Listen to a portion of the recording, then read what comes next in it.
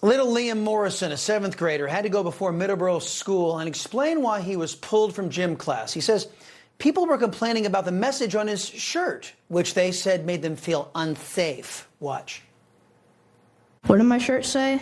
5 simple words. There are only 2 genders.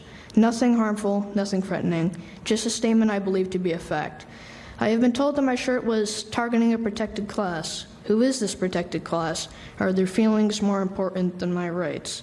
I don't complain when I see pride flags and diversity posters hung throughout the school. Do you know why? Because others have a right to their beliefs just as I do.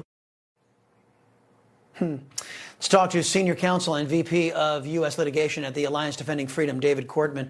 Mr. Cortman, the Supreme Court has declined to hear this case, basically saying in America that a citizen can be punished by the government if they utter a 100% factually true statement, if that statement makes people feel bad. Strikes me as a rather cowardly move by the Supreme Court. What do you say? Yeah, we were definitely disappointed in the fact that the court decided not to hear the case. We were fairly comfortable in our legal arguments. We know the lower court got it wrong when they allowed the school district to silence Liam.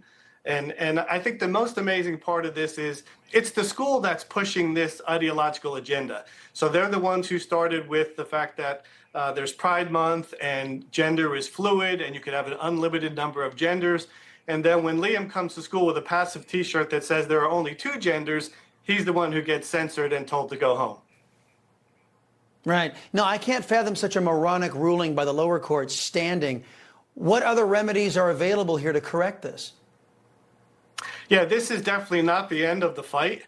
The Supreme Court, in not deciding the case and not deciding to hear it, doesn't issue an opinion. So it doesn't basically weigh in at all, but it leaves the lower opinion on the books.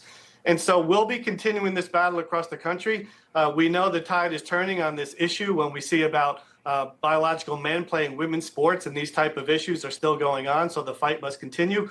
But we'll be back another day with a student just like Liam, who's bold enough to stand up for his rights against school officials who simply don't follow the law and are pushing this untrue agenda on young students. I mean, one day you could sit there and say, wow, the sun is in the sky. Oh, I don't feel safe that you said that. And you can be thrown out of school, out of a government-run school now, according to the cowards who refuse to hear this case at the Supreme Court.